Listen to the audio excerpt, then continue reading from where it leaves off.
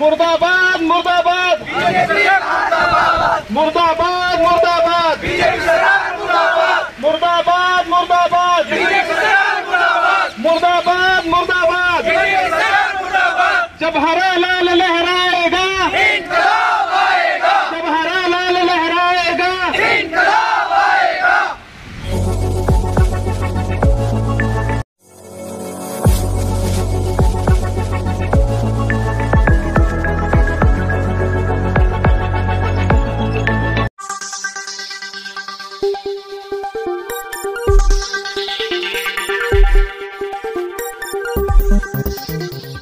स्वागत है आपका यस न्यूज कर्नाटक एक्सप्रेस में। मैं आपके साथ सुफियान चली है और हमारे जो मुसलमान दलित भाई जो माइनॉरिटीज हैं उनके घरों को ढाया जा रहा है और बुलडोजर सियासत जो चली है उस ताल्लुक से हमारा आज प्रोटेस्ट है। तो मैं आपका शुक्रगुजार हूँ कि आपने हमारी एक आवाज़ पे बारिश में भी आपने हमारा साथ दे रहे हैं। तो मैं उम्मीद करता हूँ कि आने वाले दिनों में भी आप हमारा साथ देंगे। हम रोक रहे हैं बातिल को, कोई आए हमारे साथ चले। हम रोक रहे हैं जालिम को, कोई आए हमारे साथ चले। ये रास्ता जन्नत जाता है, कोई आए हमारे साथ चले। अगर मजलूम की फरियाद का माना बगावत है, अगर मजलूम की फरियाद का माना बगावत है, तो फिर मैं एक बागी हूँ। मेरा मसलक बगावत है, मेरा मजहब बगावत है।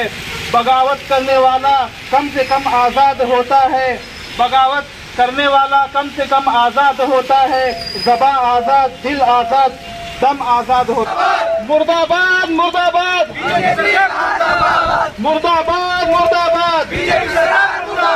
मुर्दाबाद मुर्दाबाद मुर्दाबाद मुर्दाबाद जब हरा लाल लहराएगा,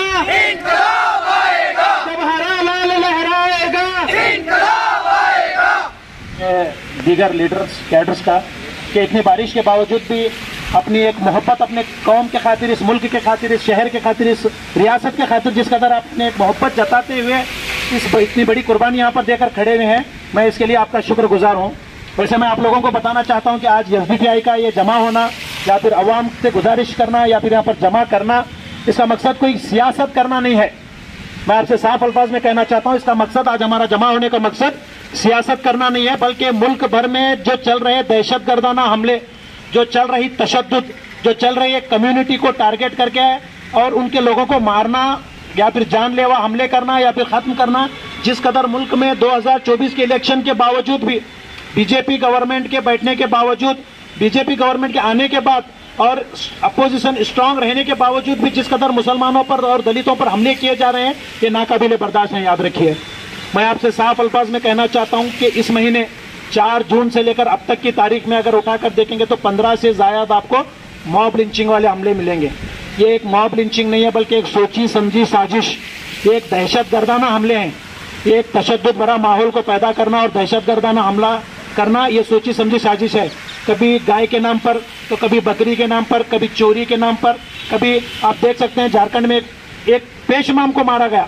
एक पेशमाम को बहाना ये कहीं से यह बताया जा रहा है कि उसने एक जाते हुए औरत पर धक्का मारा बोलकर, और कोई ये बता रहा है कि एक चोरी के केस में ये इन्वॉल्व है बोलकर, जबकि अगर इंक्वायरी की गई तो वहां पर कहीं से भी मौलवी का उसमें इन्वॉल्वमेंट नहीं था। ऐसे गलत तरीके से बहानेबाजी करके जिस कदर हमले किए जा रहे हैं कम्युनिटी को टारगेट करके, तो हुकूमत क्या कर रही है और कानून क्या कर रहा है, मैं पूछना चाहता हूँ कानून के जिम्मेदारान लोगों से, पुलिस डिपार्टमेंट से, कि आप लोग क्या कर रहे हैं? क्या आपको लॉ नहीं पता? क्या आपको अपनी ड्यूटीज नहीं पता कि किस कदर आपको जो है अपने लॉ एंड ऑर्डर को मेंटेन करना है, किस कदर जो है आप अपने लोगों को जो है कंट्रोल करना है? जो जिस तरीके से आरएसएस और जिस तरीके से मैं आप लोगों को बताना चाहता हूँ, जिस तरीके से आरएसएस और हिंदू विश्व परिषद के लोग जिस तरीके से टारगेट बनाकर मुसलमानों को मार रहे हैं, आप लोगों को ये चीज़ बखूबी जानते हुए भी आप खामोश हैं। यहाँ तक कि शर्मनाक बात यह है कि यूपी के अंदर जिस हादसे के शिकार होने वाले को आंखों देखी, जिस मीडिया वालों ने, 2 लोगों ने, मीडिया वालों ने जाकर अगर कंप्लेंट दर्ज करवाने की कोशिश की तो उल्टा उन पर एफआईआर दर्ज की गई, और इस हादसे को सोशल मीडिया पर अपलोड करने वाले 3 नौजवानों पर एफआईआर दर्ज की गई, जबकि जो इस हादसे के मुजरिम हैं, जो इस हादसे के मुजरिम हैं वो फरार, उन पर केस दर्ज नहीं है।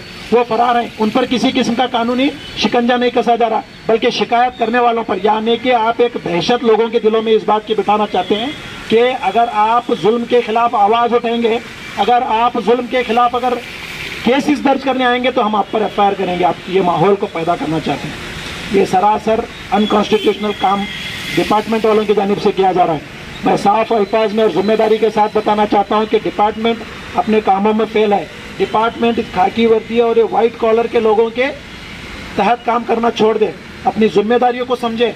अपनी जिम्मेदारी को समझना, अगर इस देश के माहौल को बरकरार रखना है तो अपनी जिम्मेदारी को समझना जरूरी है, क्योंकि आप लोग जानते हैं अगर मुसलमान इस देश में इस चीज को बर्दाश्त कर रहा है तो कॉन्स्टिट्यूशन की इज्जत को रखकर बर्दाश्त कर रहा है।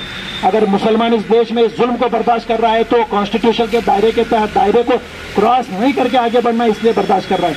अगर मुसलमान इस देश में इस बर्बरियत को बर्दाश्त अगर कर रहा है तो बाबा साहेब अम्बेडकर के लिखे गए संविधान की इज्जत को बरकरार रखने के लिए बर्दाश्त कर रहा है। वरना याद रखिए, ये मुसलमान शरीयत भी जानता है, आपको मैं बताना चाहता हूँ, ये मुसलमान शरीयत भी जानता है और कॉन्स्टिट्यूशन भी जानता है। मैं दरख्वास्त करना चाहता हूँ हुकूमत से और मैं लोगों से बताना चाहता हूँ कि जिस कदर हमारे मुल्क के खास करके एक नौजवान मुस्लिम कम्युनिटी और साथ ही साथ जो हमारी दलित कम्युनिटी और जो भी पिछड़े तबकात हैं, ये लोग बड़ी खुशियां मना रहे थे इस बात को लेकर के अब अपोजिशन स्ट्रांग है, बीजेपी लीड में नहीं है बोलकर। मैं पूछना चाहता हूं अपोजिशन में बैठे वाले लीडर राहुल गांधी से कि कितनी बार इस महीने में मॉब लिंचिंग के ताल्लुक से आपने डिस्कशन की, कितनी बार आपने पार्लियामेंट में मुसलमानों के फेवर में आप आवाज उठाए, कितनी बार आप दलितों के फेवर में आवाज उठाए, कितनी बार आप क्रिश्चियनिटी के तहत जिसके औरत को मारा गया उस बर्बरियत के खिलाफ आपने आवाज उठाई? नहीं उठाई।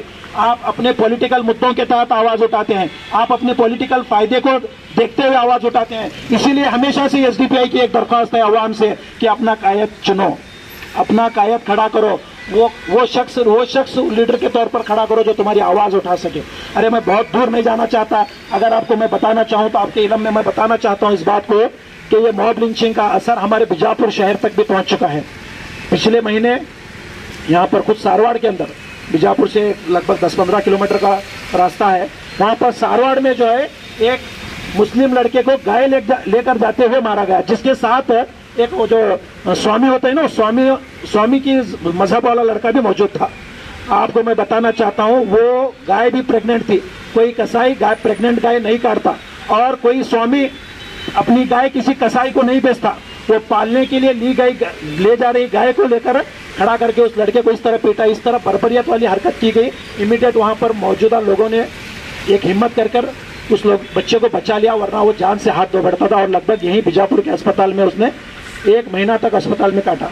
और मैं पूछना चाहता हूं कुछ ऐसे लीडरान से जो आकर ऐसे मौके पर अपना जो है कॉम्प्रोमाइज नाम का शब्द लेकर आप लोग इन बच्चों के सामने आते हैं। क्या आप इन बच्चों की जवानी वापस लौटाएंगे? क्या आप उन माँ बाप को उनका बेटा लौटा सकेंगे? क्या आप इस देश के, इस मुल्क के, इस नौजवान को वापस लौटा सकेंगे? नहीं, आप ये कॉम्प्रोमाइज करवाना बंद कीजिए।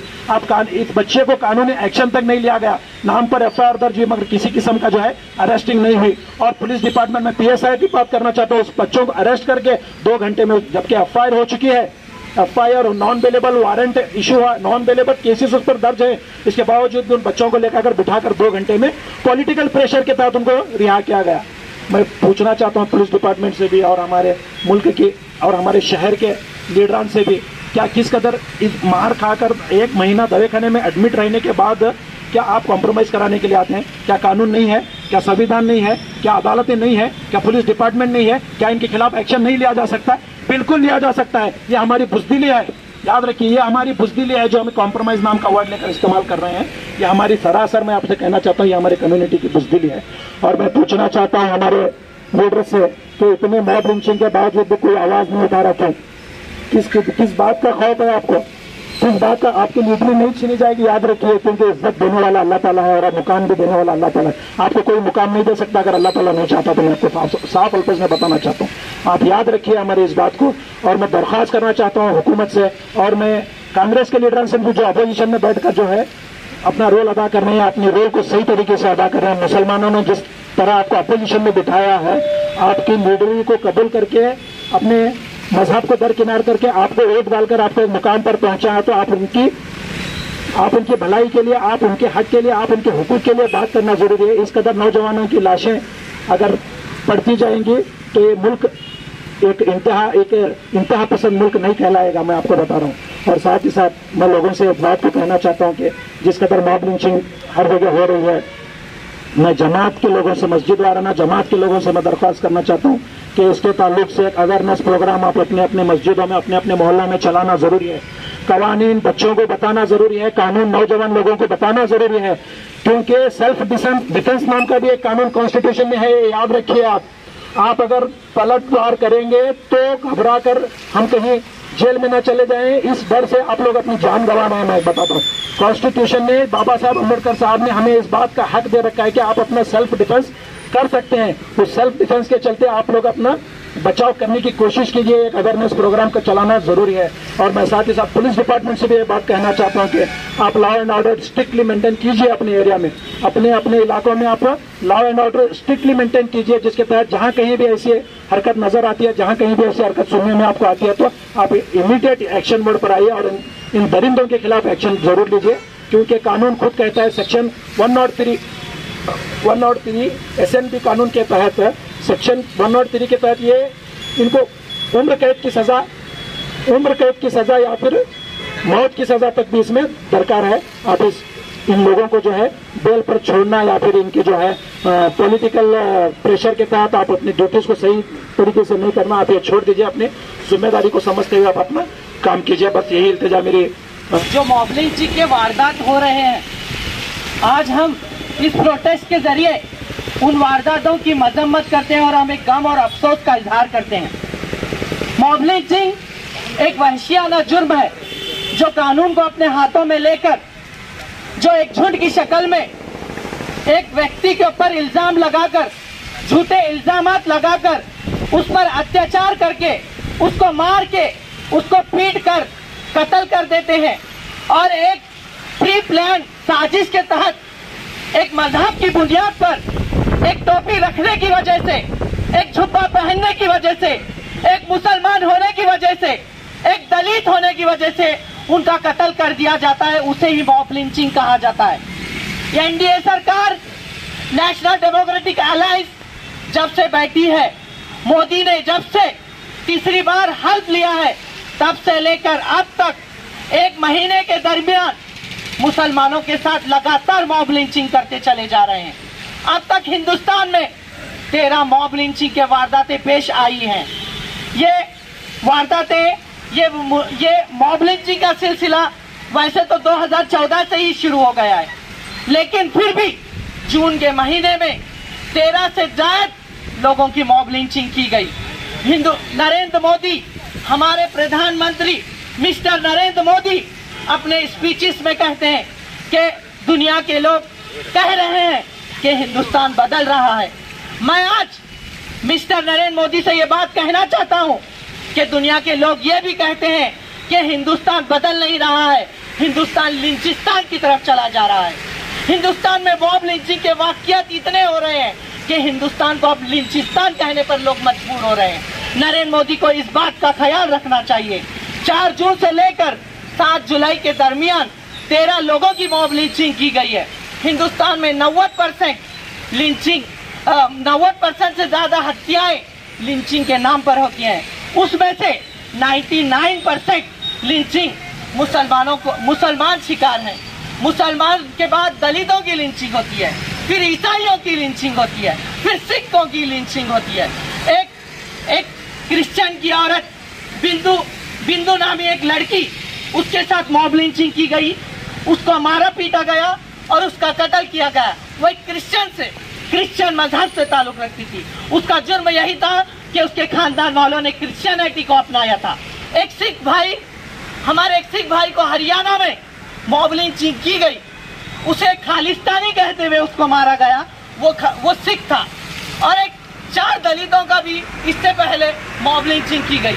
फिर मुसलमानों की वारदातें 7 जून को हमारे सद्दाम कुरैशी, चांद मियां खान, गुड्डू खान की मॉब लिंचिंग की गई, क्योंकि वो अपने गाड़ी में गाय को लेकर जा रहे थे, वो अपने मवेशियों को लेकर जा रहे थे। उनके साथ टेरर अटैक किया गया, उनके साथ मॉब लिंचिंग की गई। फिर 18 जून को औरंगजेब इलियास फरीद नामी शख्स को चोरी के इल्जाम में फंसाकर उसके साथ मॉब लिंचिंग की गई, मारा पीटा गया और उसे कत्ल किया गया। फिर 22 जून को सलमान वहारा नामी शख्स, मुसलमान था, सलमान वहारा को मैच देखने के लिए वो चला गया था, उसको पार्किंग में लाकर मॉब लिंचिंग की गई। हिंदुत्व ऑर्गेनाइजेशन ने उसका मॉब लिंचिंग किया। और फिर 28 जून को इरशाद अकरम नामी शख्स को चोरी के इल्जाम में मॉब लिंचिंग की गई। मैं ये पूछना चाहता हूँ, अगर कोई चोर चोरी करता है तो आपकी जिम्मेदारी बनती है कि उस चोर को पकड़कर पुलिस डिपार्टमेंट के हवाले करें, आप उस चोर को पकड़कर उस पर कानूनी कार्रवाई करें, आप उस चोर को पकड़कर उसके ऊपर FIR दर्ज करें। आपको ये किसने राइट दिया कि किसी मुसलमान के साथ मॉब लिंचिंग की जाए? आपको किसने ये जिम्मेदारी सौंपी है कि आपको कानून में हाथ में लिया जाए? हमारे पास संविधान मौजूद है, हमारे पास कॉन्स्टिट्यूशन मौजूद है, फिर भी आप अपनी मनमानी कानून को अपने हाथ में लेकर काम करके जा रहे हैं। 2 जुलाई मौलाना सलाहुद्दीन जो मस्जिद से नमाज पढ़ाकर अपने घर को आ रहे थे, उनकी मॉब लिंचिंग की गई, उनका कत्ल किया गया। 5 जुलाई को फिरोज कुरैशी को 3 लोगों ने मॉब लिंचिंग करके उसका कत्ल किया गया। फिरोज कुरैशी की जो मॉब लिंचिंग की गई, उस पर वसीम त्यागी नामी शख्स और फयाज त्यागी नामी शख्स ने रिपोर्टिंग की, तो पुलिस ने FIR दर्ज, वो जो मुजरिम थे उनकी बजाय जिन्होंने रिपोर्टिंग की उनके ऊपर केसेस दर्ज किए गए, उन पर FIR दर्ज की गई।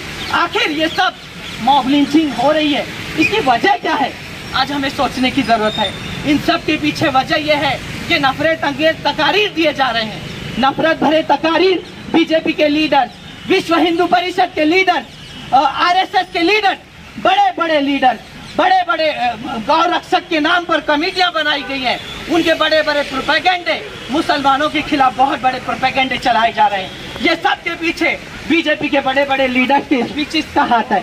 इसके पीछे कभी नरेंद्र मोदी कहते हैं मुसलमान घुसपैठी हैं, नरेंद्र मोदी कहते हैं कि मुसलमान घुसपैठी हैं, मुसलमान को दहशतगर्दी से जोड़ते हैं, मुसलमान ज्यादा बच्चे पैदा करते हैं, ऐसे कहते हैं। जब इनकी तकारीर चाहकर उनके मानने वालों पर क्या होगा? जब एक प्राइम मिनिस्टर, इंडिया का एक प्राइम मिनिस्टर इस तरह की बातें करता है, तो सोचो कि उसके मानने वाले, उसके फॉलोअर्स के अंदर कितना जहर उगल रहा होगा। ये देखो, SDPI जिंदाबाद, SDPI जिंदाबाद, बीजेपी सरकार मुर्दाबाद, बीजेपी सरकार मुर्दाबाद, बीजेपी सरकार मुर्दाबाद, SDPI जिंदाबाद। तुम रात लिखोगे हम चांद लिखेंगे, तुम जेल में डालो तो हम दीवार फांद लिखेंगे, तुम FIR लिख दो हम है तैयार लिखेंगे, तुम हमें कत्ल कर दो हम बन के भूत लिखेंगे, तुम्हारे कत्ल के सारे सबूत लिखेंगे। तुम ज़मीं पे जुल्म लिख दो, आसमां पे इनकलाब लिखा जाएगा, सब याद रखा जाएगा, सब कुछ याद रखा जाएगा। इतना कहकर मैं अपनी बात को ख़त्म करता हूँ और मैं और एक बार आप तमाम आई अवाम का शुक्रिया अदा करता हूँ, डिपार्टमेंट का भी शुक्रिया अदा करता हूँ कि आप आए, हमारे साथ ठहरे, और मीडिया का भी शुक्रिया। ಯಾವುದೇ ಹೊಸ ಸುದ್ದಿಯನ್ನ ನೋಡಲು ನಮ್ಮ ಎಸ್ ನ್ಯೂಸ್ ಕರ್ನಾಟಕ ಎಕ್ಸ್‌ಪ್ರೆಸ್ ನ ನೋಡ್ತಾ ಇರಿ, ಹಾಗೆ ನಮ್ಮ ಚಾನೆಲ್ ನ ಸಬ್ಸ್ಕ್ರೈಬ್ ಮಾಡಿ, ಬಾಜು ಇರುವ ಬೆಲ್ ಐಕಾನ್ ಅನ್ನ ಕ್ಲಿಕ್ ಮಾಡಿ, ಹಾಗೆ ನಮ್ಮ ಚಾನೆಲ್ ನ ಲೈಕ್ ಮಾಡಿ, ಶೇರ್ ಮಾಡಿ. ನಮ್ಮ ನಡೆ ಸತ್ಯದ ಕಡೆ.